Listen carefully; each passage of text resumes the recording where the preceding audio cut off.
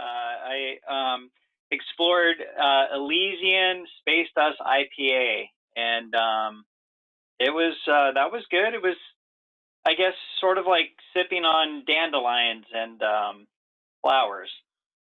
Ah, interesting. IPAs usually have a pretty interesting taste in my experience. Yeah, it's definitely different than Coors or Coors Light, for example. Yeah, absolutely. About as far removed as you can get without leaving the domain of beer, I guess. Yeah, exactly, exactly. Well, that's a good segue. I mean, we're sitting here on St. Patrick's Day, we're drinking beer like a couple hedonists. We're about to talk about Stoicism versus Epicureanism, or well, it might not be versus, it might be plus or minus. I don't know. Yeah, I think plus or minus is probably the right way to look at it. My opinion, right? Because other people have very, very different opinions on this. Yes, and that's why I reached out to you specifically. So I was on Reddit. I think I was in a pantheist subreddit or something like that, and then somebody came in and their handle was like Stoic Recovery or something like that, and it was like, "Hey, have you guys heard of Stoicism?" Um, which happens, especially on pantheistic message boards because there's a connection there, obviously. But anyways, this guy, somebody replied and said, I really like Stoicism and Epicureanism. I think that I take things from both of them and they work really well. And the Stoic guy was like, what are you talking about? They're totally opposed. They're incompatible. He compared it to Stoicism versus Epicureanism. He compared it to basically morality versus pleasure. And right there, I was like, man, this guy, to me, it sounds like he's misrepresenting the entire argument. And then I was like, Yeah, Eric. I'm like, I know exactly who's going to have some insights from me because I know nothing about Epicureanism at all. So I was hoping that yeah, we could have a conversation about that.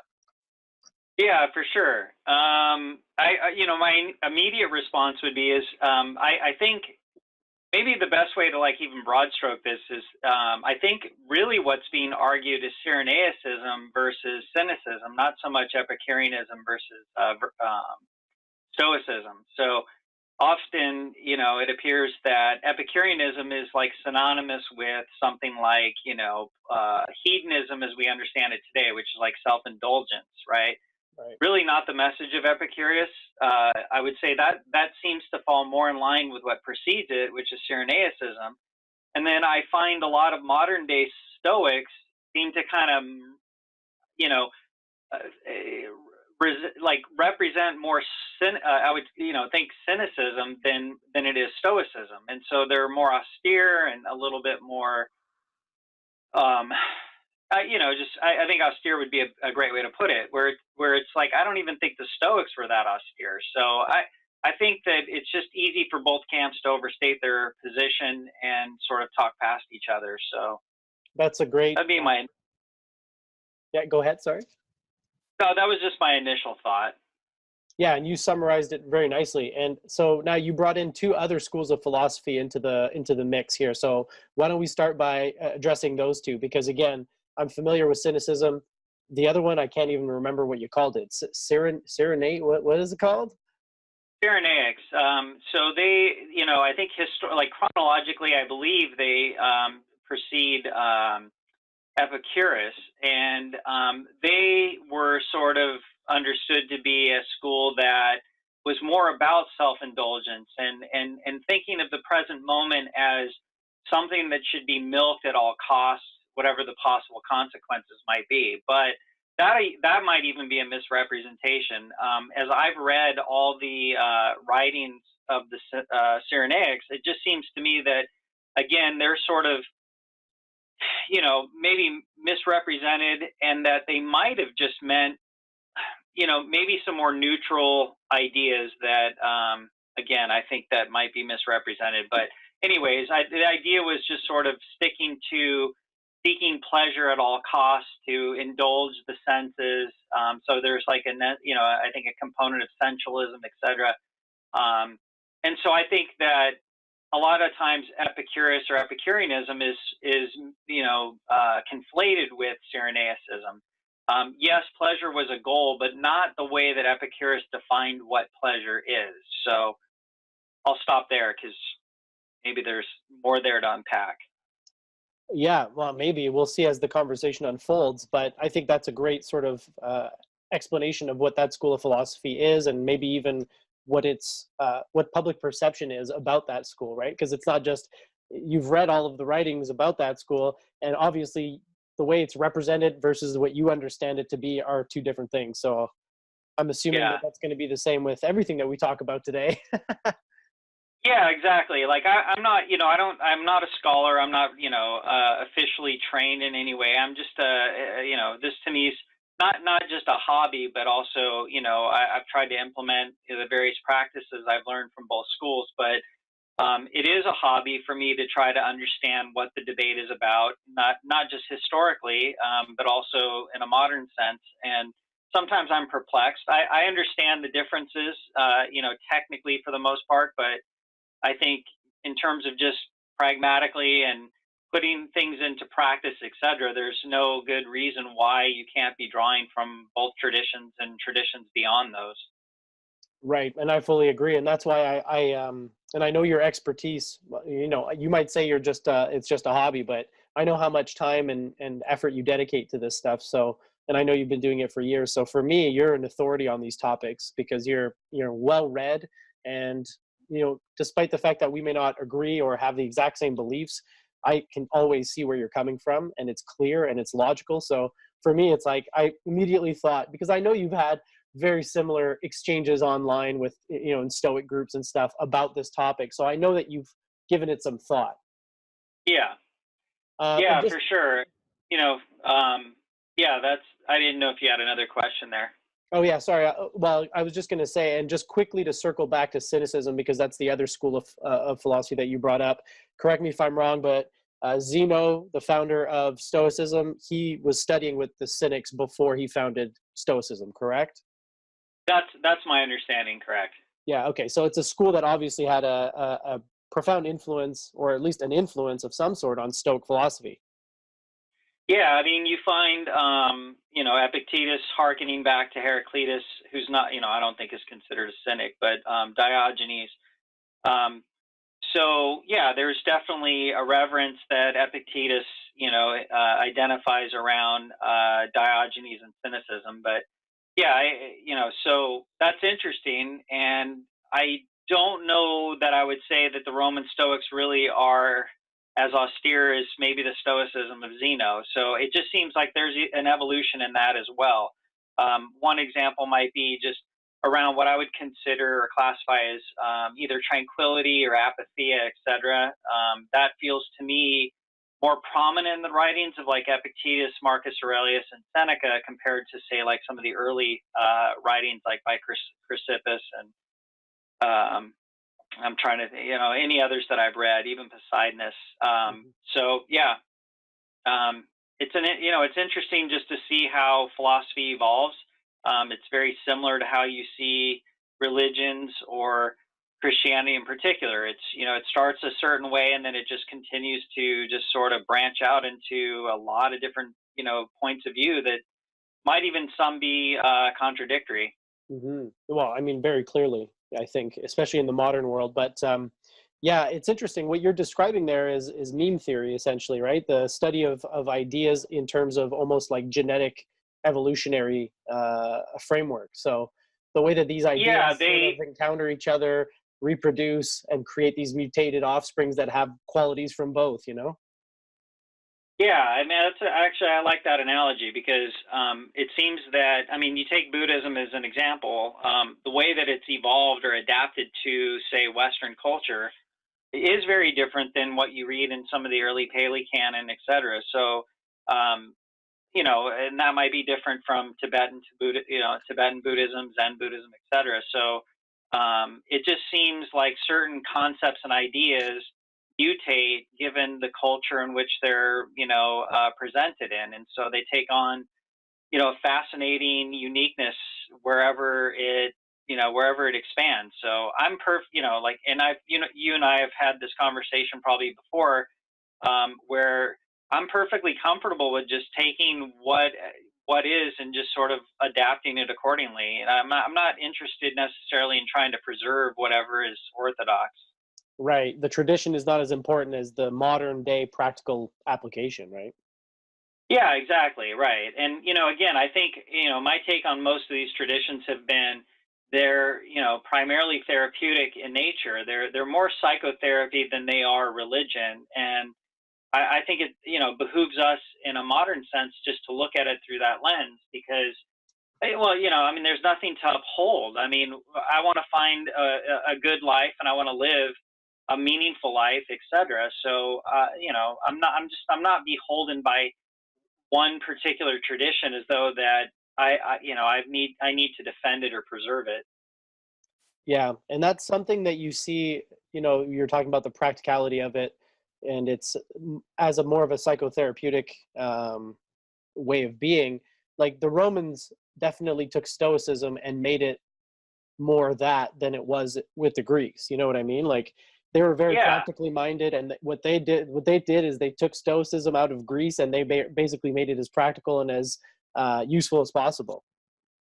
yeah. I mean, you even find that's interesting because yeah, I totally see that. And of course, if you read any of Cicero's writings, he's having to take the Greek and translate it and choose which Latin terms make the most sense. So again, I mean, this is just sort of a broader point. I just feel strongly that we're kind of always put in a position to translate by way, translate what's said and appropriate it to ourselves.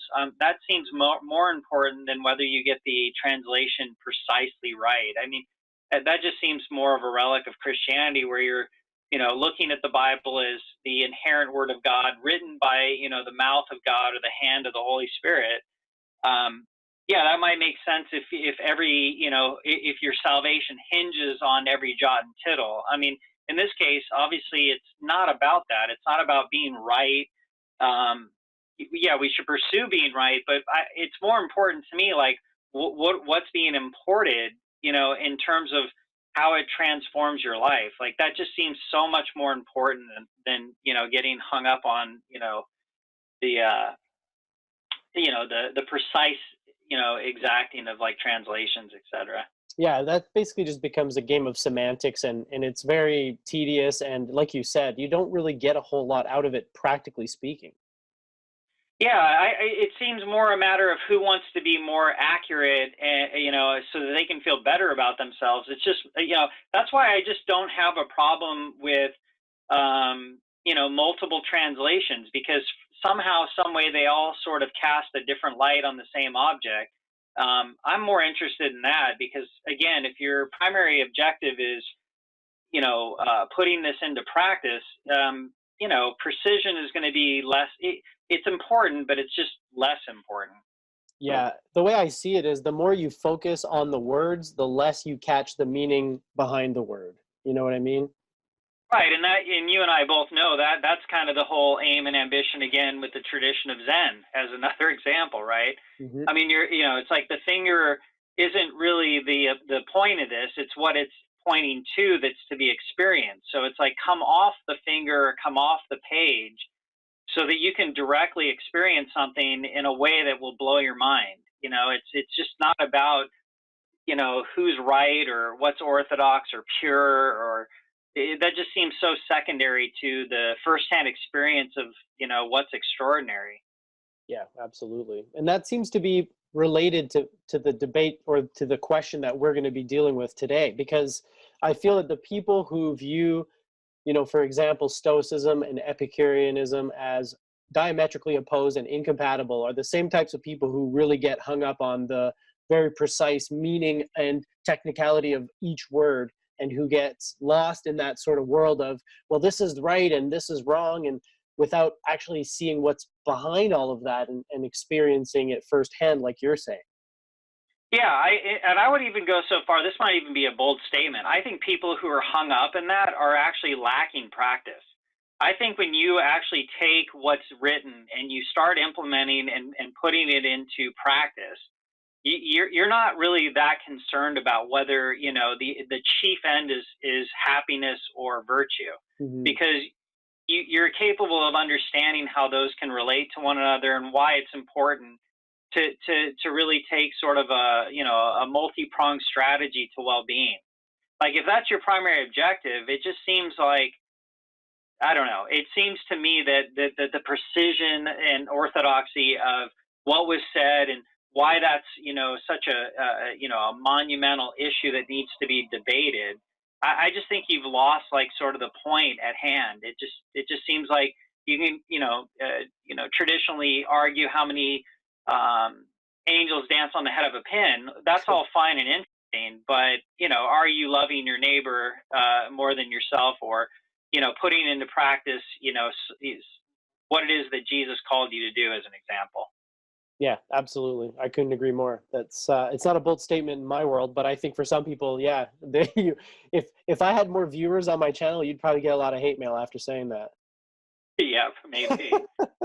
Anyways, yeah, no, yeah. So that's a really good sort of setup for this conversation, because I think it kind of highlights where you and I are both coming from, which in a way it's bad that I'm talking to you because we agree already. So we're kind of creating an echo chamber for ourselves, but that's what I Right. like to do anyway. So, all right, so let's get started with Epicurus, I guess. Let's start with him because again, like I'm pretty much a novice when it comes down to him and his teachings and anything that followed. I know that he was an atomist. He kind of believed that the basic building block was an atom, a materialist, I believe. Yeah. Yeah. So, I mean, aside from that, I don't really know much else other than the misrepresentations of him and his teachings from the sounds of it. So, do you have a sort of a quick rundown on who this guy was and what his basic teaching was? Yeah, I think so. I might lack precision in this. Going back, I want to say it was 350 BC. Maybe it goes back further. Um, he basically started his career, if I'm not mistaken, where he went, public with his philosophy in Athens. I think he was, immediately threatened with either exile or death for speaking,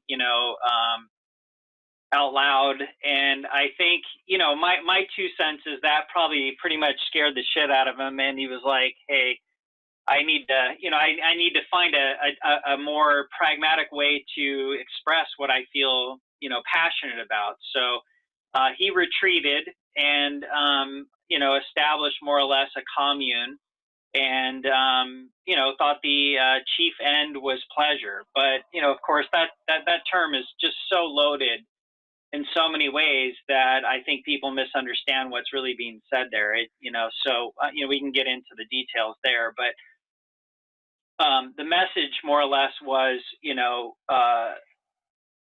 a reduction of emotional turmoil around certain subjects are going to lend itself in such a way that it, breeds what the chief end should be, which is happiness, or pleasure, or what I think might cover a lot of that it would be tranquility.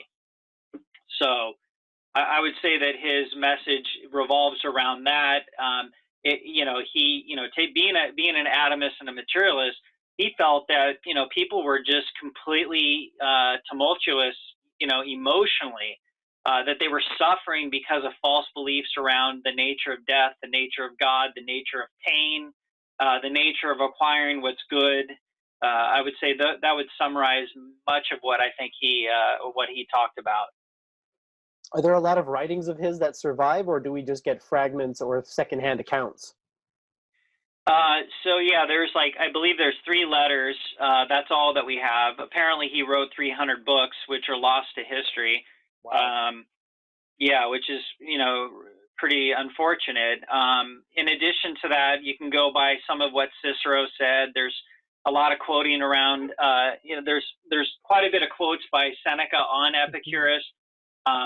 Lucretius was a 1st century BC Epicurean poet who sort of systematized Epicureanism. So he's a great resource. So I'd say like Cicero, Seneca, Lucretius, Philodemus, those would be some of the best, resources to, understand the nature of Epicureanism.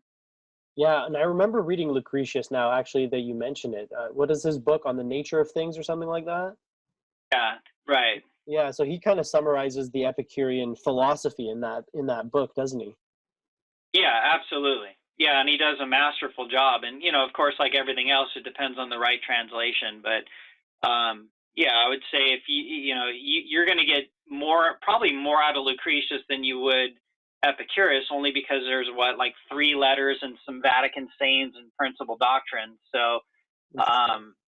the actual things that are ascribed to Epicurus they're not as replete as, say, like Seneca as an example. I mean, or Epictetus or Marcus Aurelius.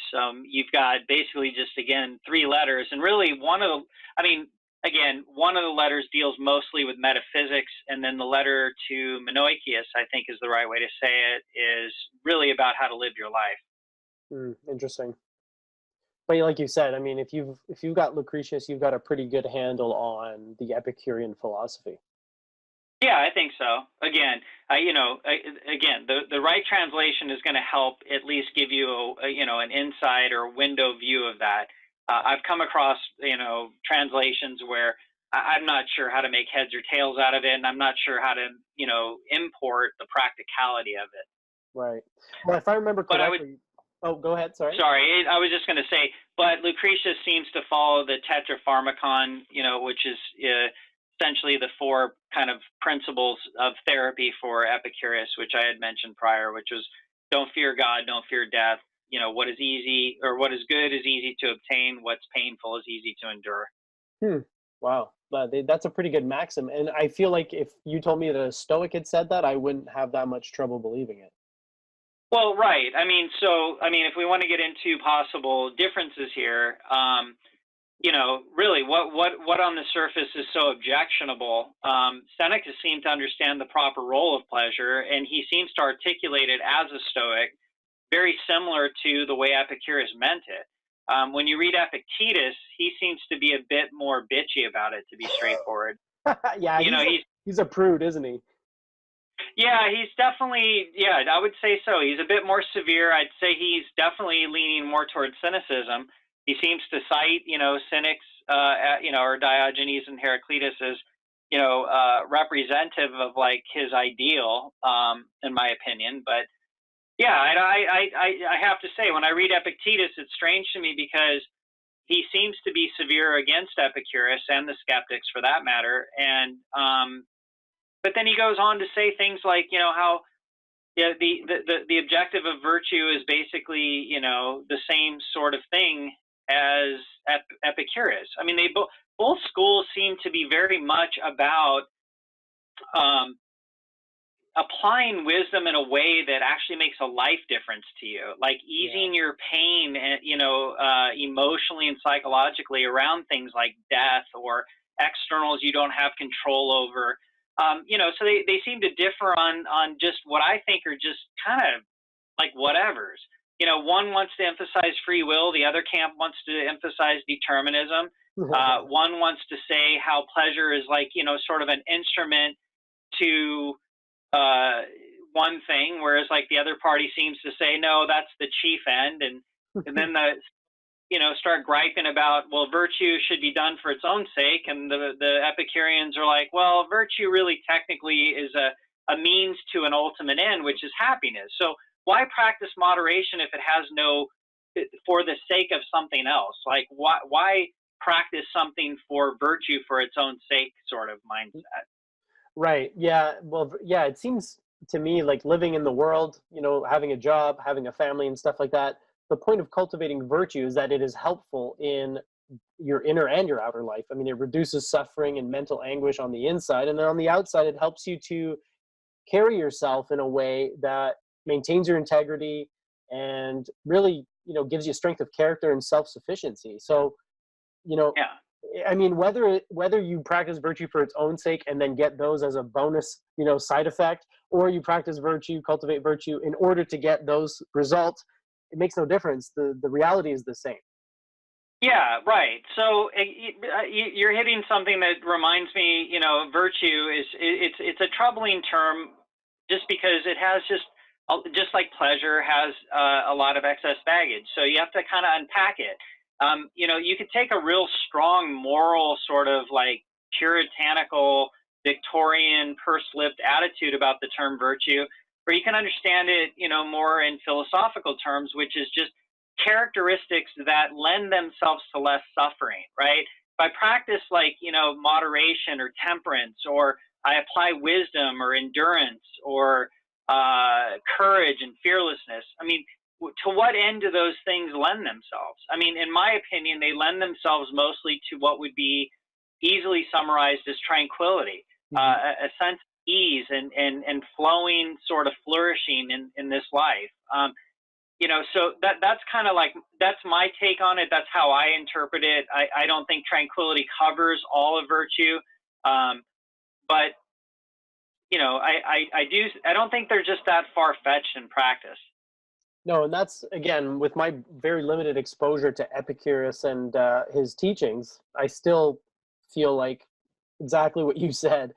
They differ maybe in their sort of order of priorities, right? Like they place things on different sort of orders of priority, but how they play out and the results of practicing them lead to the same place. So, one says happiness is the highest good, the other one says virtue, but virtue leads to happiness. And you can't be happy Right. unless you're practicing or cultivating virtues like gratitude and patience and compassion. You know what I mean? So it's like really Yeah. you're approaching it from different ends, but you're looking at the same thing or very similar things. Yeah, an example probably readily available to most people is the conflict, between possibly Catholics and Protestants, right? The difference between one component would be, say, the difference between faith saving you versus deeds, or the emphasis of deeds versus grace alone. Right. There's lots of camps within Christianity that will literally divide amongst themselves on this fact. Like, to utter that in any way, shape, or form that you've shown any volition on your part, in response to the message of Christ, that somehow you're denying grace, right? So then you have, this is not unfamiliar territory. I think philosophers, theologians, etc., sort of fall into this. I just think of it as a trap because it just misses. Like, it's important, of course, to debate these issues, but someone who wants to debate grace alone versus deeds alone, I'm just wondering, are they actually practicing either faith or deeds anyway? When it comes to the pleasure virtue debate, both camps, in a modern sense and maybe even historically, seem to be really, really overemphasizing their point and possibly overstating their case. It's interesting. There is a passage in the Bible that references the Epicureans and Stoics as Paul enters Athens. Yeah. And the way it's is like basically all these guys are doing is just sort of, just bitching and moaning and complaining at each other about their differences. They're sort of framed in Acts as sort of the book of Acts as being sort of like all they do is just talk and sit around and have these, really these competitions as to who's more intelligent than the other, right? Which is just unfortunate because that just seems the nature of philosophy and religion in general. Well, yeah, you're right. Well, it seems like it's the nature of institutionalized religion and philosophy. So when a school of thought or a tradition starts, it usually is quite flexible, it's growing, and it's effective. But then somebody decides, hey, let's take this living, breathing thing and let's make sure that it can't change anymore. Let's put it in a building. Let's, you know what I mean? Make it official. And then it's like, oh, well, now all we got to do is argue about it because it can't grow and it can't help anybody. It's a dead skeleton, basically. Well, I've reflected on why this propensity or proclivity towards orthodoxy is such a big deal. It seems to me that I have come upon, say, like Taoism or Zen or Stoicism or Epicureanism in a personal, direct way, right? So I have formulated for me what seems to make sense given my context in this existence, whereas other people do the same for themselves. And so they might emphasize certain things about that are less important to me, whereas I might focus or emphasize other components that make, a difference in my life contextually. And I think whenever you get into this debate or conversation, if I say something that makes the other person feel like it underscores the emphasis that they find important to themselves, they almost find it threatening, and vice versa. And I don't know if that's the exact root of why this makes people so adamant about, like, Stoicism is exactly X, Y, and Z. Epicureanism is A, B, and C, and it's like, again, there's no doubt, if you want to be scholarly and you want, some kind of close to truth representation of these schools, that's great. But that just seems kind of a different endeavor than practicing Stoicism or Epicureanism. Like, I don't know if that makes sense, but, like, again, the practice just seems to me to precede the precision of that particular school. Like, there's an importance for that, but I just don't care as much about that as putting it into practice.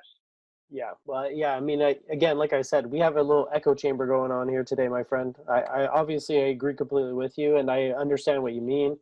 And you see it obviously in college, especially if you want to talk about the difference between talking about philosophy and practicing philosophy. You just got to go to, the philosophy department of any college or university, and you'll see it firsthand. Yeah, you have a bunch exactly. of people talking about philosophy and studying philosophy and arguing about philosophy, but you don't have any philosophers. Yeah, exactly. And again, how philosophy needs, the way I think it's important to, define that is, like, philosophy was just seemingly so much more like a psychology than it was just sort of a study of, like, what paleontology is to bones. It's just, that's all fine and good, but philosophy was a medicine for the soul and mind that was tormented by anxiety and fear and depression, and the external circumstances that people didn't have control over, like nature and their perceived fear of death and what might happen after death, and etc. So it's just like, it just seems so bastardized today. So it's like philosophy has to be sort of defined, I think, in two, like, there's just like everything else. Like, what do you mean by it? I just feel like the ancients seem to think of it as just a life, guided by wisdom and applied in these just practical day-to-day ways. Whereas today, philosophy just feels so remotely, or just so just outlandish. It's necessary. Again, the precision matters.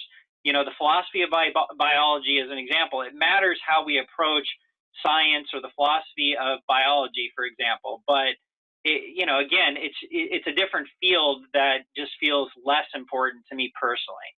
Well, and I think what you're describing does have an actual practical application in the real world, because what you're doing is you're determining the right approach to a method which is going to be used, the scientific method, which is going to be used in the real world to create new inventions, to develop cures, to, all these things. So that philosophy of science, or that philosophy of, whatever, the ethics of science, whatever you want to call it, those things have real application in the world. It's the people who are in, like, philosophy 201, who are reading Plato's Republic, and who are never going to use anything from that work in their own lives. That's the kind of useless, what they would have called sophists, right? Back in the day, they had even back in the day, they had this sort of break between the practicing philosophers and the sophists, who were basically just people who talked.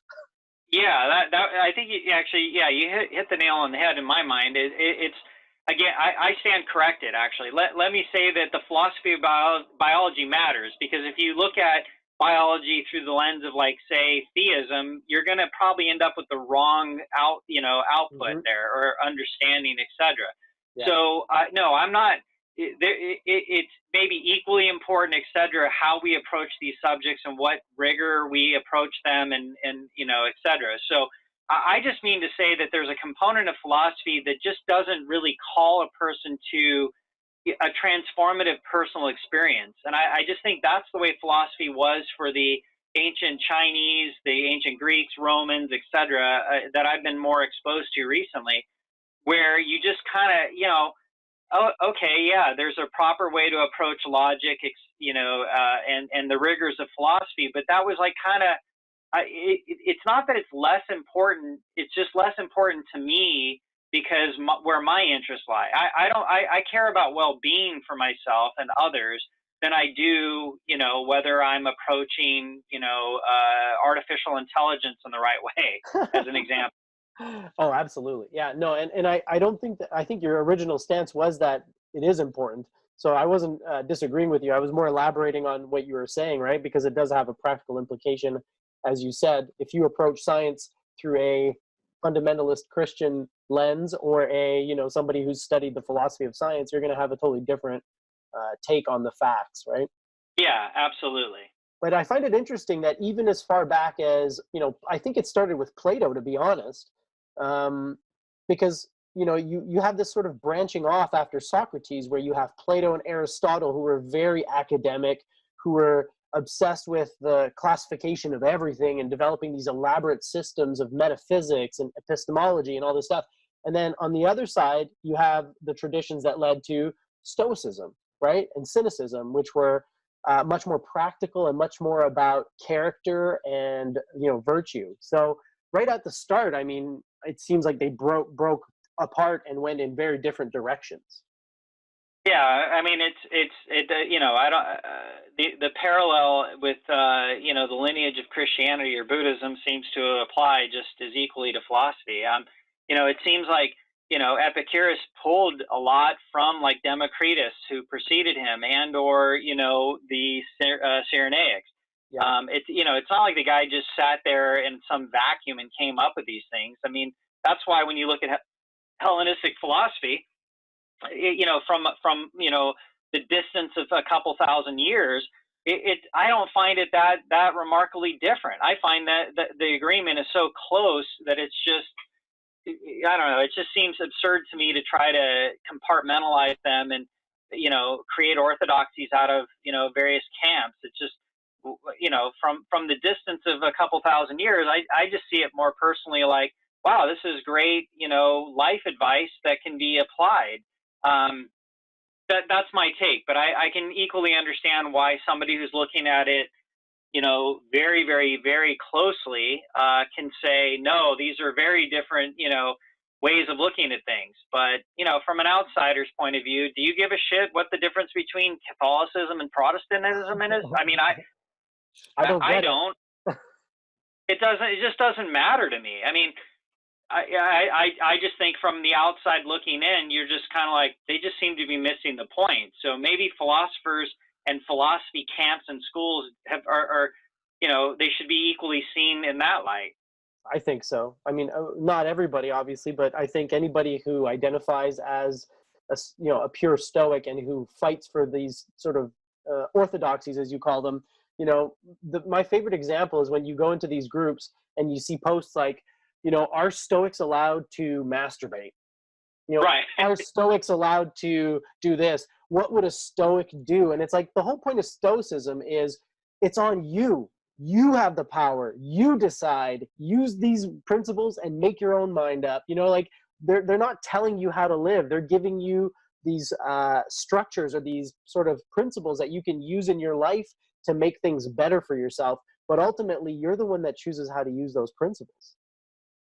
Yeah, I just kind of think of it as like, Stoicism in particular is like live in accordance with nature, which I take as live according to to reason, to rationality, objectivity, philosophy, etc. Mm-hmm. So then it's kind of like, what is Stoic, blah blah blah, might be better filtered through. Would this be a rational or reasonable or wise approach to living your life? Yes. So like every question that would be submitted to that, it depends, right? It just depends on context. It depends on a variety of other factors that are just hard to, I think, deduce from a distance. So like, that's why each person is going to have to decide for themselves what virtues for them in light of their personal vices they need to practice.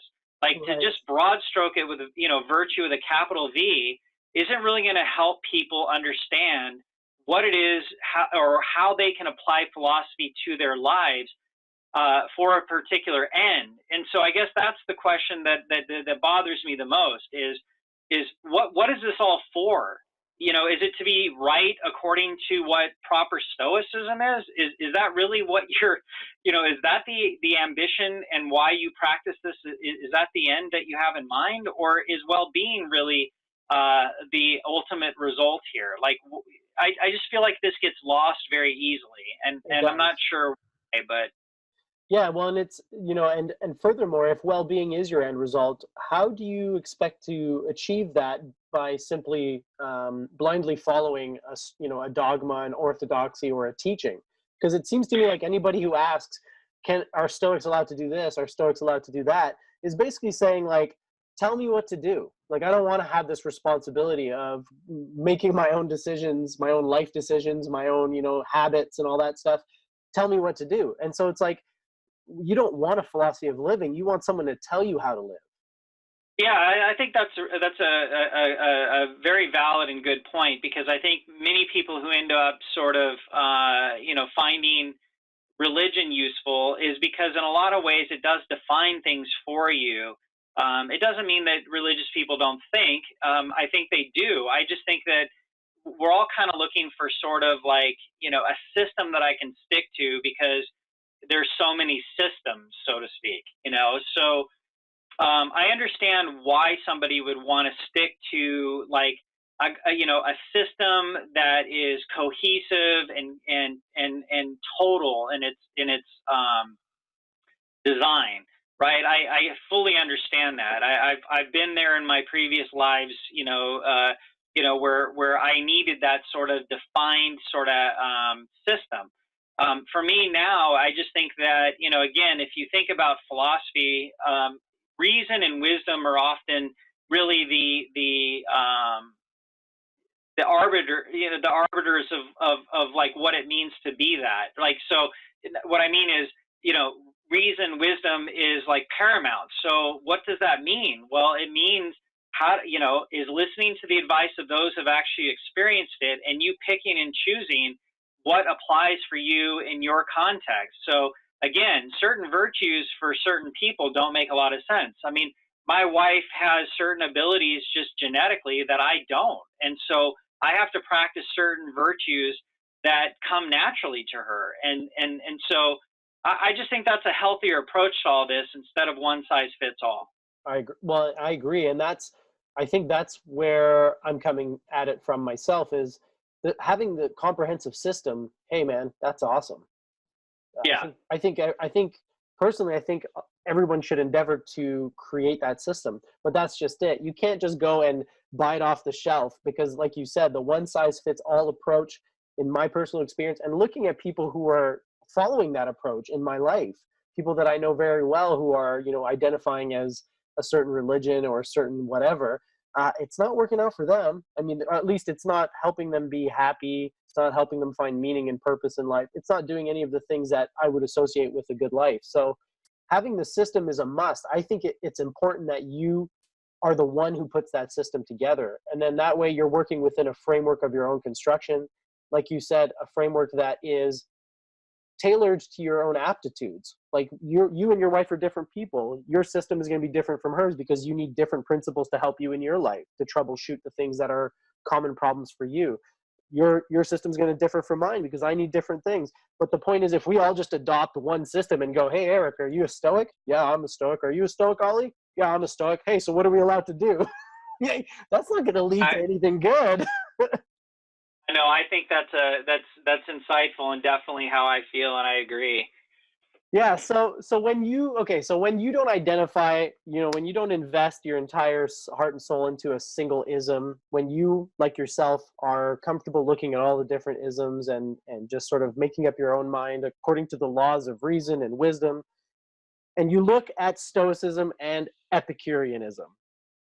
So where do you see them as being compatible potentially? We've already talked about how the Epicurean definition of pleasure sounds a whole lot like the Stoic tranquility. So what are some of the other sort of positive overlaps that you've noticed or that you can think of? Well, if I use as an outline, I want to just go back real quick to the last point that you made. The Stoics obviously really think of virtue as, as primary chief end, of of life. In other words, virtue is to be done for its own sake, etc. So, in that sense, like I do think that maybe a way of putting this is both camps seem to be wanting to deal with false impressions or false beliefs as a means to ease the person of suffering. So what is that suffering? That suffering basically is comprised of negative emotions that entail things like anxiety, depression, anger, envy, desire, greed. Both camps definitely understand that how we view things through like our philosophical lenses determine how we feel, like how our inner lives are composed. So, it's just obvious that both camps understand that to be the case, and both see philosophy and wisdom and reason as the solution to that malady. Again, just to rope in something like Buddhism. Again, it's these false ways of looking at things, these false estimations, our desires for our wants to be certain ways they're not, and not being in accordance with the way things unfold is the root of suffering. So all these different wisdom traditions seem to really agree on that how we inwardly look at the world or how we inwardly deal with external occurrences determine, how our state of being is going to be. So they all agree in this sense. They all are therapeutic in that way. So I think it's important just to understand the common thread between them. We could sit around and identify, should virtue be a means to an end or a means to itself? Well, that's cool if you want to go, circle jerk on that. I don't care. I just know that with the application of reason and wisdom, it seems obvious to me that pleasure does play a role in well-being, but it has to be, properly weighed with the potential consequences that come with it. And Epicurus was wise enough to understand this. So why it is that he's often caricaturized by Stoics as, being wanton and sort of, indulgent and sensualist is just total like straw man nonsense. It's just not understanding anything, I think, of any value. And doesn't Epicurus sort of advocate, gathering a group of like-minded friends and basically just hanging out in your garden, every day and just chilling and having engaging conversations? Yeah, right. So, then the Stoics will say, well, friends shouldn't be a means to an end, and then start, huffing and puffing. And then the Epicureans are going to come back and try to, identify why they're in error in their point of view and whatever. I mean, to me, again, like, why get involved in that? Like, I mean, again, if your ambition is, philosophical precision, I suppose that you're entitled to approach the philosophies in that manner. But I just, sometimes friends are a means to an end. Sometimes, I don't understand how those particular things they argue about are somehow incompatible. Like, yes, in some ways things are highly determined. Yes, in some ways we do have volition regardless of external circumstances. That's a compatibilist way of approaching things. That same compatibilism can be, I think, can help synthesize a practical philosophy when it comes to tranquility and virtue. It's not, again, I like those being yoked because it provides a guideline. As if you're driving on a road, instead of veering too far to the right or too far to the left, those boundaries or that paradox or tension allows you to sort of take the middle path in that way. So yeah, no one's saying that you should just go indulge pleasures, but there should be a proper healthy balance in finding things that are enjoyable and to seek out pleasure over pain. But Epicurus was smart enough to say sometimes pain lends to greater pleasure. Like if you want to be healthier or buffer or more physically toned, you're going to have to endure the slight pain of working out for the greater pleasure of the confidence that comes from what you applied yourself to. So again, it's just it just seems like the arguments constantly are caricatures of these philosophers, and they just seem to be talking past each other. Yes, I completely agree. Yeah, I love that. I was just going to say, even pain can be pleasurable if you look at it the right way. And then you came in with this example of the short-term pain for the long-term pleasure, right? And it's just like, it's so fascinating. And what you're saying here is that, or what you said at the onset is that both the Epicureans and the Stoics recognize the power of perspective, that your evaluations and your observations and the way you interpret the world is more has more of an impact on you emotionally and psychologically than the state of the world itself. Yeah, and again, that's not unique to Stoicism or Epicureanism or Pyrrhonism or Buddhism or Zen, or they all seem to carry, or they all seem to agree on that point. And to me, that point of agreement is really paramount. That's not like, tertiary. It's not something that's just fallen over to the side that we shouldn't pay attention to. No, the way we approach life and our interpretation and application of wisdom, philosophy, etc., like that's the big takeaway, in my opinion. And everything else is just sort of seasoning, right? You might like this spice a little bit more than that spice, or this one might work out better for you. But ultimately, it all comes from the same sort of starting premise. Yeah, exactly. Like, for example, say in, take mindfulness as an example.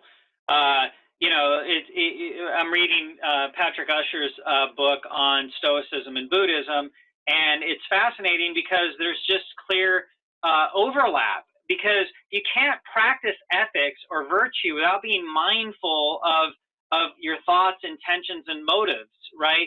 So the Buddhist idea of mindfulness is very similar to the mindfulness of Stoicism. And so it's so much easier to, it's not only easier, but it's also useful to just identify where they find agreement in this case, because the end result is the practice of, virtue, tranquility, and ethics. So, again, the methods might be slightly different, but they're sort of like, again, from more of a 10,000 foot view. It's just weird that people argue about that. Well, but it has to do with their perspective, the fact that they're in it versus standing outside of it, like yourself and myself. We're looking at it from outside because I don't know about why. I can't speak for you. I know for myself, I don't identify as a Stoic. I don't identify as a Buddhist or a Zen or anything. So when I approach these things, I'm not in them. I'm looking at them from sort of, I consider myself a tourist. I'm like visiting.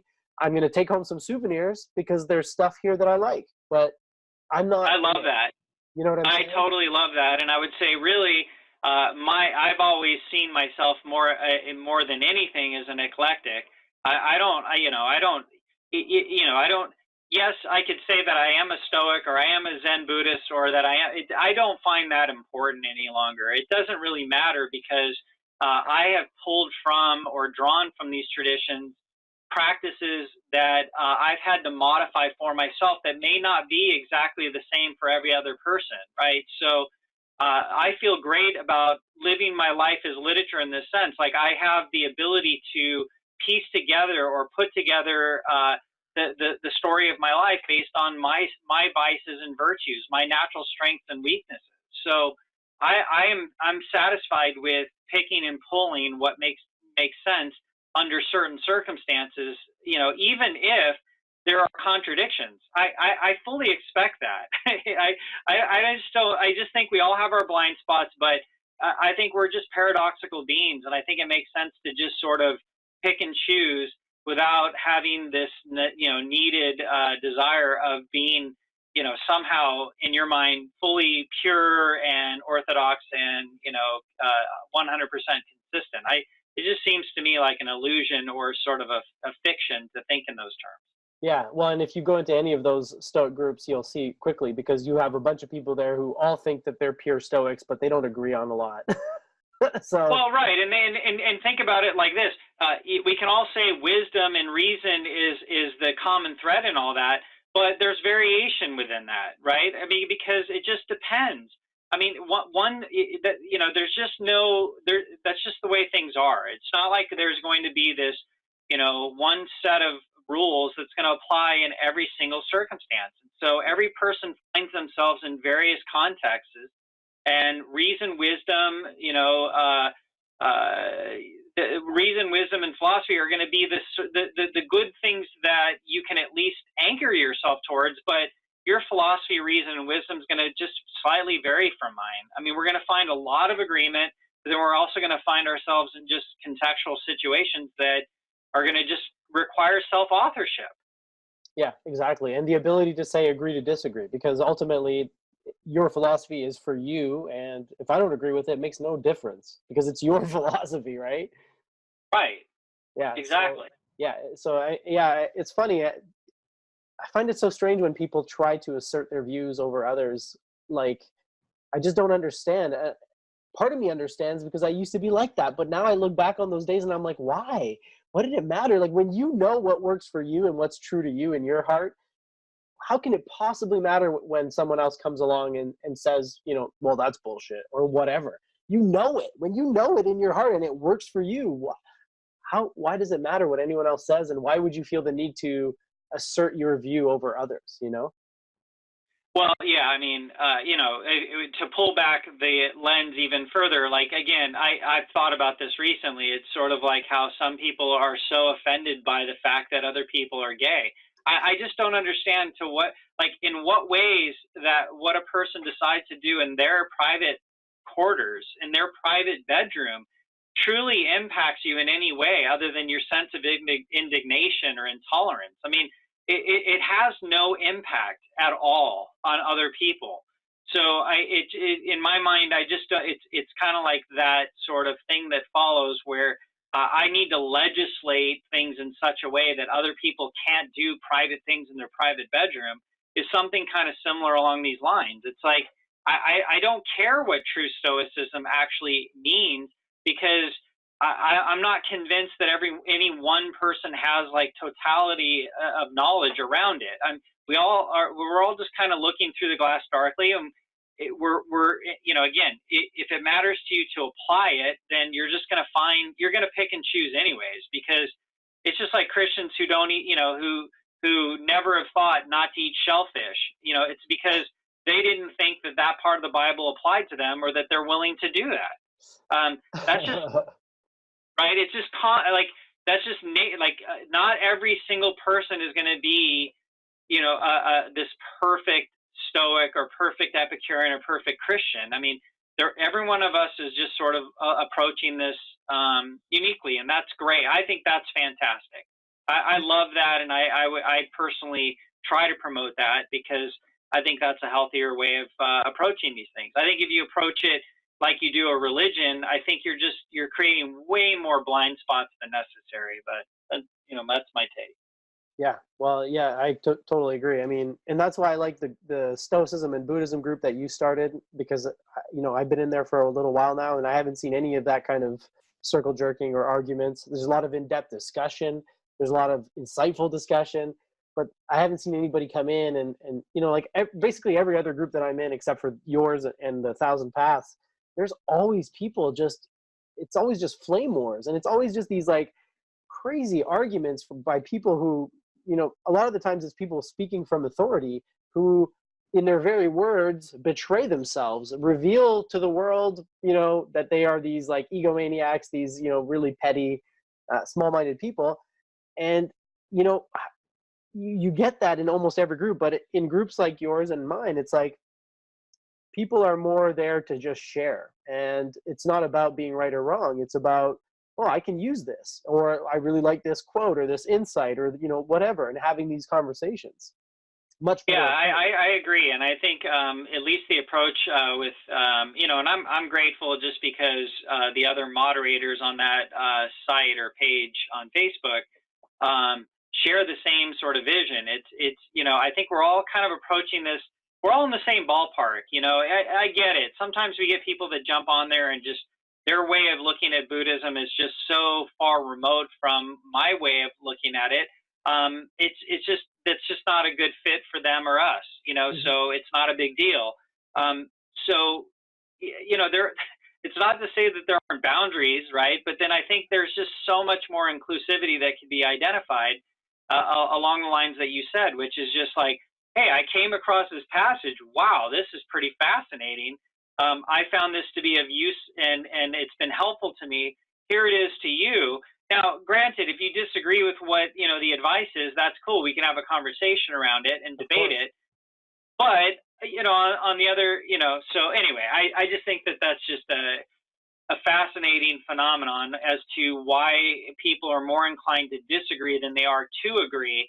And I think in our group we try, and I notice even with Thousand Paths, it's the same thought process where it's just like, let's seek to understand each other because we understand the limitations of language and context and all these other things. So I've always loved being a part of groups that foster more of an openness to disagree, but more importantly, find ways we can agree, because that's just uncommon, and we ought to pursue it that way. And it's easy to disagree, and it's easy to find things to disagree on, but it's much more challenging sometimes to find things that we have in common and things that we agree on. So finding those underlying similarities, right? I agree. Absolutely. And it's one of the things that I love about what you said earlier, it's, Taoism, Buddhism, Stoicism, whatever you say, they all have this one common point of agreement, which is that the inner sort of defines or at least heavily influences the outer, right? Your perspective, whatever you want to call it, that has a huge impact on your sort of reactions to the outside world. Yeah, I mean, I just give you a case in point that just came to the top of my head. Chuanzu, basically, there's a passage in the Chuanzu where Chuanzu's wife had died, and he's, banging on like pots and pans and sort of singing. And somebody comes, across him and is like, sort of like, hey, dude, what's your deal? Like, didn't your wife just die? Like, should you not be expressing more grievance over this scenario or situation? And Chuanzu's, retort is something along the lines of pure and total acceptance. Like rationally, I love my wife.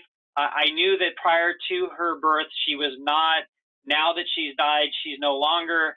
I'm celebrating essentially what I was able to have, but she's undergone the great transformation. Again, like, is that not a cognitive reframe? Is not a way to address the situation in more philosophical terms rather than emotional? Yes. Is that any different than, say, how Epicurus has sort of framed the nature of death as being without sense? In other words, there's nothing to fear in death because there's nothing to experience in death. There is no sensation in death. Therefore, how can you experience something that is unexperienceable? Like, right. Is that not a cognitive reframe? Is that not a philosophical way to better approach death anxiety and what it is that causes many of us a lot of angst? Yes. The Stoics, same difference. An impression enters. How you estimate that, how you evaluate it, what your value judgments are around it, determine essentially the emotional interior way that you're going to feel about it. So it's not a matter, and again, I don't think any of these traditions are advocating suppression of emotion. It's more a reframing and working with and massaging your initial emotional response with something that's more rational and objective, that is more sound, that might have some emotion with it, but it may not be the suffering that we seem so inclined to experience. So, yeah, that's how I would think of them as being in agreement. So something popped into my head as you were saying that, because you bring up an interesting point about the cognitive reframe and how, you stated two examples immediately. The Shuangzi example, where he views the death as a great transformation, which is a great way of looking at it. And also, I think if you look at it scientifically, not untrue. So, it's not like he's lying to himself to make himself feel better. Then you go to Epicurus about, you can't have an experience of nothing. So therefore, death is the negation of experience. Therefore, what do you have to fear? There's no pain. There's nothing. It's just the absence of sentiment. Again, factually true. He's not lying to himself, because we really don't know. If you look at it scientifically, that's really what it is. But now, how do you explain this type of cognitive reframe? Well, when you die, if you accepted Christ as your savior, you get to go to heaven. Has the same effect for those people. They feel better about death. They don't fear it as much, or maybe they don't fear it at all. I don't know. It's a cognitive reframe. They're taking death and they're reframing it. But again, if you look at it scientifically, there's absolutely zero, evidence, objectively speaking, that this is true. It might be, because how do we know? But if you look at it through the method, that most modern people use to determine what's real and what's not, which is the scientific method, Yeah. that seems like a disingenuous way to reframe. So do you draw a line where it's like, okay, well, you have to reframe it in a way that at least doesn't contradict the Yeah. So, yeah. So I mean, I should say that my pre-commitment to like epistemology would be somewhat, or, I guess maybe aligned with like empiricism as an example. So, or what I would consider to be like agnosticism, or a method, like basically a scientific approach, which is to say a methodological naturalism that I apply to these sorts of questions. So there is a commitment, I think, on those terms, because yeah, I'm following a methodology internally and externally. So I'm the internal observer as a scientist, but also externally as well, in terms of what I find to be, for lack of better terms, truth, or, tentatively truthful. So I am absolutely committed to a methodology here. Like, in other words, again, it's not, I wouldn't call it scientism. It's, more scientific methodologicalism, which to me is just a very tentative and agnostic approach around evident versus non-evident matters. So, I mean, again, to maybe smuggle in another philosopher, Hellenistic philosopher, is Pyrrho. And, again, it's suspending judgment around that which is evident versus non-evident. So the idea there is just a complete apprehension around things that have no evidence.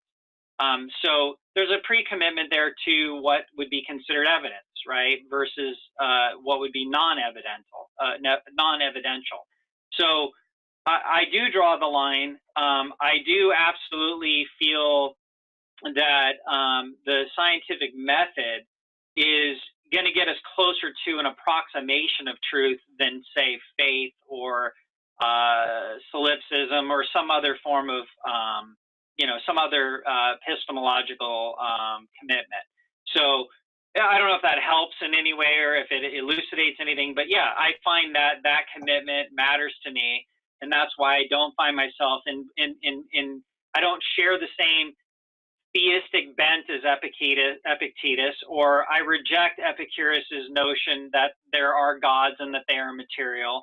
I mean, so yeah, I do draw lines around some of that. And so, when it comes to like Zen Buddhism or Buddhism, I don't care about, what I would consider to be either superstitious or religious or mystical in a religious way, as opposed to, say, a philosophical way of looking at mysticism.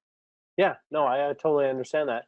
And yeah, I mean, it does help, because essentially what has been coming to my mind throughout our conversation is sort of the importance of the framework.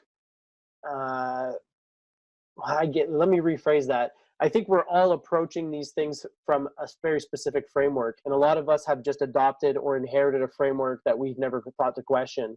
And I think that people like yourself have actually gone through and started taking apart the framework that they inherited or that was conditioned into them. So to the point where you're actually making your own framework. You said at one point, I'm making my own story, or I'm in charge of my own life narrative, or something like that. And that's right. struck a chord with me. And now I think what I got out of the previous comment is, when you're doing a cognitive reframe, when you're reframing a situation in order to make it emotionally either tolerable or even pleasurable, because in some cases you can reframe a situation that's unpleasant and actually gain pleasure out of it. When you're doing that, I think you're bound to the limits of your framework. And in your case, there's a heavy emphasis on the scientific method in your framework. Therefore, you would never reframe a situation the way a Christian would, to say, well, you don't have to worry about death, just make Christ your savior and you go to heaven. You would never be able to do that, because it doesn't fit within that narrative or that framework that you've constructed for yourself. In fact, I would even go so far as to say that while I don't agree with, say, the Christian, say, framework, I certainly don't deny the fact that a person in that framework could find total well-being. Like, I mean, that doesn't seem impossible to me at all, because I think given the context and the framework, one could forge a Christianity that can lend to less suffering for themselves and others, and ultimately be what I would consider well-being. So I'm willing to concede that. That's why it's not that important to me to dissuade that person, in so long as they have a healthy a healthy environment that allows them to find that well-being. But then this might raise questions around, like, well, self-delusion and things like that. I don't know how to speak to that, because I think in many ways we're all just sort of figuring out, again, frameworks that matter or that are helpful or meaningful. I don't know that there's any canon that lives outside of the measuring stick that you can point to and say, we found the ground for all philosophical inquiry. I mean, it's just, there's just no perfect truth in all this. I wish there were, but there just isn't. So yeah, and if I grant we might not be able to get it yet. You know what I'm saying? Like, there might be, we just might not be able to, either conceive it or express it. Like, I mean, right, exactly. I might be very wrong about my understanding that I will just cease to exist, or come to a termination consciously and sensationally at death. That seems to be what I notice, and what I think is scientifically the case, what I think is, empirically provable in one sense. But God, who knows? There might, I would not be surprised, or maybe I will be very surprised, that somehow there's some other, like, natural medium which allows for the continual existence of your essence. I mean, there's just no way for me to say conclusively one way or another. I tentatively hold a position based on the evidence available. That's it. And if the evidence changes by either when I die, now I know, or there is ample evidence to make me think otherwise now, I'm willing to change my point of view on it. So I just hold a very flexible point of view around this. I am probably quick to want to correct those that want to overstate their case about, like, an afterlife or Christianity, just because I just don't find the evidence to be verifiable. It's just not there. So that's the standard that I have in this life. But if I die and I instantly am beholding, I'm sitting at the rim of a black hole fishing for starfish, I'll be stoked. That'll be neat. Yeah, that would be awesome. But I think the important part is that you're flexible and that you're open. Being open doesn't mean you accept everything. It just means that you're open to all possibilities. You still have a qualifier, you still have a filter, you still have a method, but if the method and everything checks out, you're willing to accept new information into your life, and that's the important part. So to me, that is a philosophical approach to living. Like, in other words, it's just it's open to revision continuously, and I just don't feel like I need to situate in some conclusive way on a lot of these matters. Like, at one point in my life, I felt like that was really, really important, because somehow, in some strange, weird way, it might have provided some ease. But in hindsight, that wasn't actually true. I never really felt satisfied with my theistic ways of looking at things. I think it caused me to continue to reframe and reframe and reframe, to a point that I finally came to, I just want to feel free to reframe it as I see fit, based on the available evidence, etc. So I'm not, my point is, I'm not without biases. That, it just, I understand that ideas are powerful, ideas are practically useful. I'm okay with people possibly using a little delusion to, figure out how to find peace and happiness and well-being in this life. I don't want to, I just don't feel like that's my position to be robbing people of it. No, absolutely not. And more so, I think, based on your sort of outlook, your philosophical outlook, and your sort of open-minded skepticism, it's really hard to say what's delusion and what's not. I mean, there is an element. By what's is there, sorry. right? I'm sorry to just, because it reminds me of the argument around, like, the, it's like was the universe created or not? Well, I don't know. Have you ever been able to look outside a universe to know? Exactly. That's the same kind of challenge in this case. It's Yeah. like there's not like I get to leap up to like like the highest level of truth to then look down upon everybody and say, here it is, I found it. It doesn't work that way. So that's why wisdom and reason and philosophy have a lot of latitude. And it's evidently clear to me, for those who've all committed themselves to reason, science, etc., have never agreed in one unison voice. I mean, because there you go. That's the nature of truth and whatnot. It's just not as perfect and pinpoint precise as people wish it to be. Yeah, well, and even when there's consensus, it's always short-lived, because then 50 years later, the next great mind comes along and says, actually, you know what, Einstein was wrong about this, and Newton was wrong about that, and whatever, right? So, I mean, you see that historically happen frequently enough that you'd be foolish to just settle down and conclude anything, because it seems like all the conclusions are constantly being reevaluated. Yeah, exactly. I like this. This Seneca says this. He says, am I not following earlier thinkers then? I am, but I also allow myself to discover new points, to change things, to abandon older views. I can agree with them without becoming subservient. Yeah, that's the money right there, isn't it? Seneca nails it so many times in his letters, but that's one of the ones that has always stuck with me, is you're allowed to make up your own mind, and you don't have to follow everything that they said, even if you agree with some of their points, you know? Yeah, no, and I don't find the same sentiment in Epictetus, and I certainly haven't found it that I recall with Marcus Aurelius. Cicero, by virtue of the fact that he was an academic, like from a philosophical school's point of view, he never committed to Stoicism or Epicureanism. He wrote about both of them in such a way that leads me at least to believe that he's picking and choosing eclectically what seems to really, help him.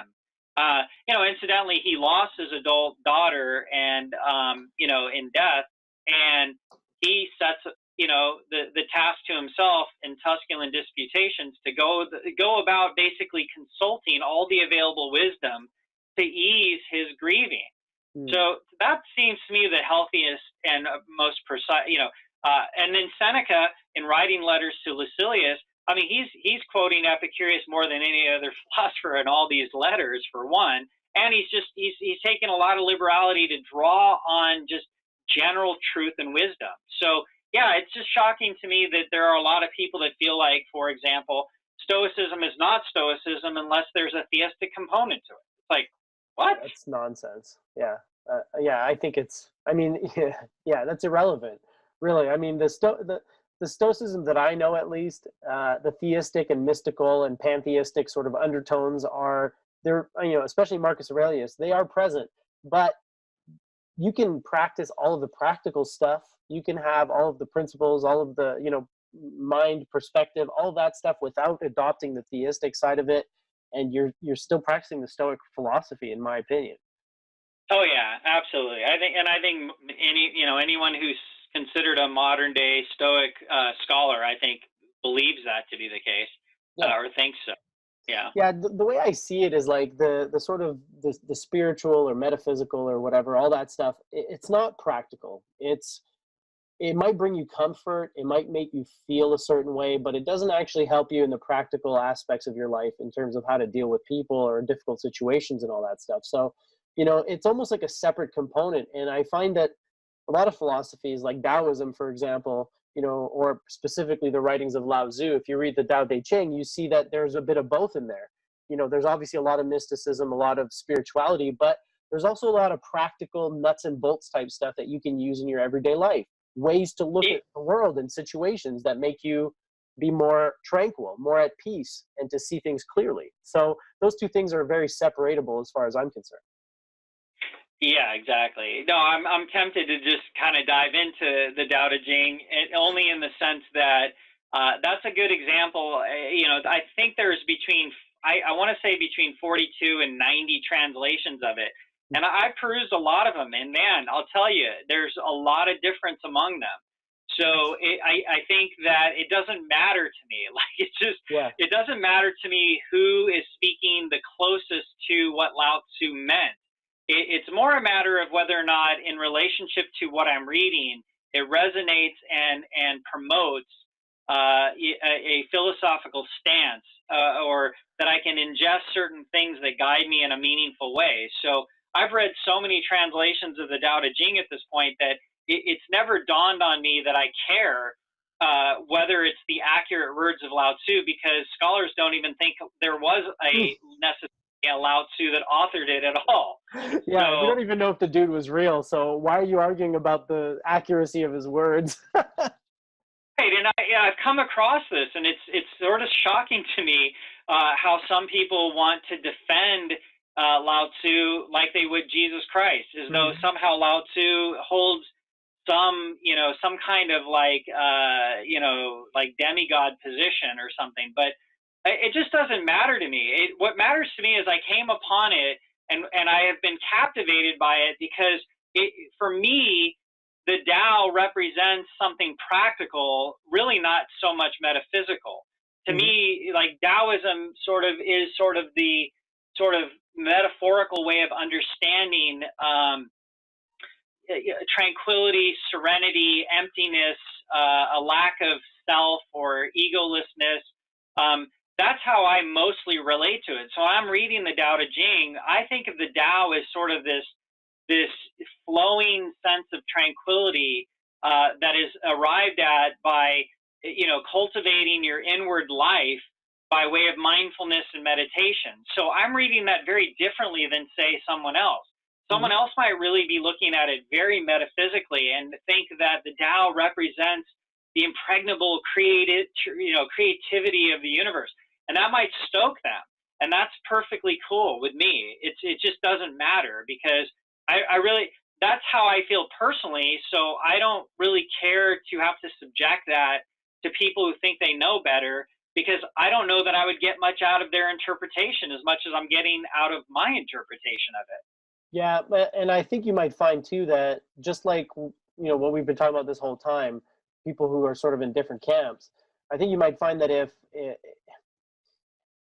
you're both looking at it the same way but from different ends, you know what I mean? Like, whether you're looking at it from the metaphysical or from the practical, I think if you I think it's one spectrum, and it's just the practical leads to the metaphysical leads to the practical. But again, that's just my opinion, my take. But regardless, whether you take one and leave the other or not makes no difference. It's what you get out of it that ultimately matters, and that's all that Yeah, matters. I mean, if you're getting right, out exactly. of it and it's practical and you enjoy it and it helps you, then that's beautiful.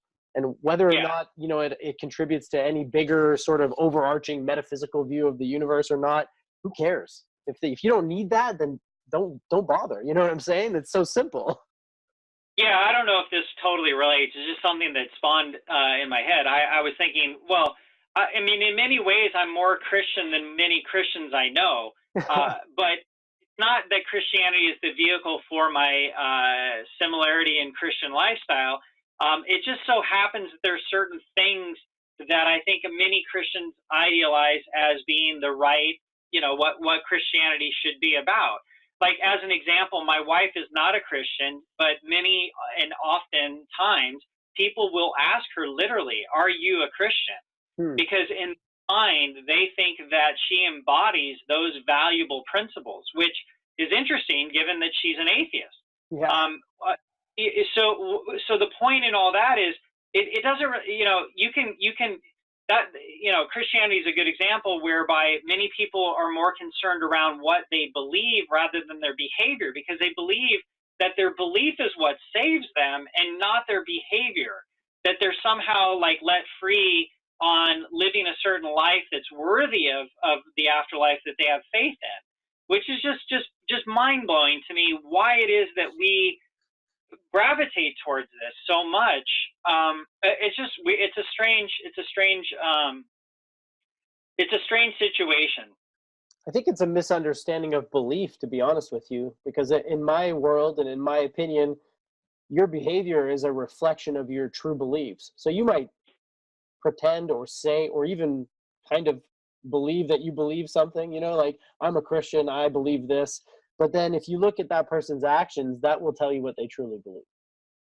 Yeah, no doubt. And I have to say I should probably be less extreme in my view. I do believe what you believe does influence how you act. I definitely. There's no way around that. I just find it very interesting that many times I have found with Christians that belief seems to supersede behavior in such a way that if for example, I can have all the right behaviors of a Christian, love other people, be compassionate, show it, et cetera, et cetera. But because I don't believe that Jesus is God in the flesh and that he rose from the dead on the third day, that somehow now my behavior is worthy of an eternal hell. Like that's we might be like really like off, topic. I might be really like out in left field here on what we're talking about, but I just kind of find that just amazing to me because I can have all the right behaviors, but because I don't have the right beliefs, I'm not worthy of an afterlife, befitting of a moral person. Well, not only behaviors, but motives. Because if you're doing all the right behaviors, but it's out of fear of punishment, fear of eternal damnation, are you Right. really, is that really your belief, or are you just doing it because you're being coerced spiritually or physically in some cases, to do? Yeah, and this is what I have to say that I like about, so if I were to change my tone a little bit about the Stoics and around virtue being for its own self, I do relate to that idea in this way. When I do the right thing and I have no check mark to check beyond myself, meaning like I'm not thinking of it as like, oh, I fulfilled a quota today because I'm a Christian, and that's what God expects in order for me to make it to the afterlife. If that was your point of view, that does seem to have like this sort of strange motivation or intention.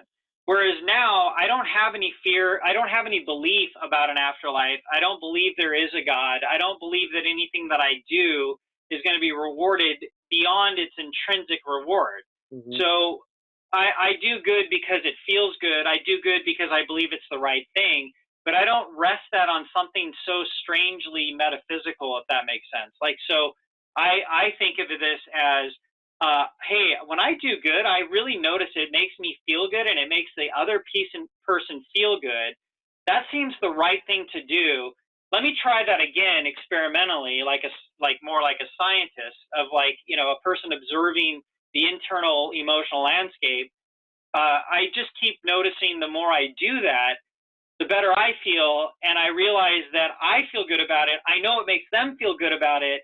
Why is that not the right moral feedback loop to determine what the right ethics are?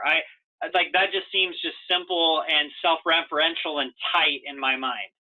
Yeah, and it for me personally, I have a system obviously for sort of filtering or determining or valuing what an action is and whether I should do it or not. And for me, you just described it in a nutshell. Rationally, it makes so much sense. I do a good thing, I feel good, the other person feels good, and then it also feels good. So it feels right internally, mentally, emotionally. It checks all the boxes. So I mean, why would you depend on anything else to tell you whether an action is good or not? Oh, right. Yeah. No. And I'm guessing just because I don't know. I'm guessing it's probably pretty intrinsic to human nature just to never feel self-sufficiency. And that is one thing that I've noticed with like Epicureanism with the term autark. I think it's I can't remember how to pronounce it, but the idea is just self-sufficiency. And I think Eka talks a bit about this. I think that it's inherent. It's implied, I think, in a lot of these philosophies, but it's just this sort of ability. I might even be summarized when somebody says there's no God, that you are God. That just means to say that basically that the buck has to stop somewhere. It might as well stop with you. But I think a lot of people fear that because they feel like, well, then there's nothing external to you to be able to say whether or not what you think is right. So you could be a sociopath and you think it's right, and therefore, you see what I mean? So there's always like that element there that always seems to just mess up the consistency of your thought there. Yeah, I agree. You kind of said that it seems like it's part of human nature for us to never feel content in self-sufficiency, or that we're just never comfortable being self-sufficient. And I was just saying, I agree in part. I think there's a bigger component than human nature or biology, if you will. I think the bigger factor is culture and cultural conditioning, the way that we've been brought up, the way that we're sort of, the education system, everything. We're always taught to look outside of ourselves for sufficiency, validation, success, pleasure. Yeah. We never look within ourselves for those things. And that's why a thing like a philosophy like Stoicism is so powerful, because it directs you to turn inward and to really start paying attention to what's happening inside. Yeah, exactly. Yeah, I think you're right, because I don't recall, and I'm not sure that I've noticed with my kids that the education system is necessarily promoting free thinking or critical. Yes, maybe critical thinking, but maybe not rigorously as much as I think it should be. But I'm just thinking that generally your validation might come from things like, you got an A, you got a B or a C or a D or whatever. I'm not sure. I don't know. That's a tough one, because it seems like a real complex subject. But I was thinking that that self-sufficiency is hard because, yes, somehow or in some way we have been cultured to think that it's not okay for you to feel. You know what? Honestly, I'm not sure how to answer this or even. I'm not sure, Oliver. I'm sorry. I'm kind of stuck because my mind's telling me there's a lot there to unpack. Absolutely. You're right. You're absolutely right. Why don't we save that one for next time? I'm thinking, Eric, that you and I should just schedule these regularly, like every month or every 2 weeks or whatever works for your schedule and my schedule. But I think we should just try to pencil them in because honestly, man, I have a great time chatting with you personally. I love you. You're my brother. I really love. Sorry, go ahead. I just said I really love talking to you too as well. So yeah, I'm always happy to have a discussion, because this stuff is exciting to me, and my wife can only bear so much. So I feel you, man. I'm in the same boat. Sometimes I just see the eyes go white, they roll in the back of the head, and you're like, all right, I've spoken too much. Yeah, exactly. Well, thanks again. It was good talking to you. Oh yeah, it's my pleasure. And like I said, let's 2 weeks from now, let's do it again. I will plan on 2 weeks from now. That'll be something to look forward to.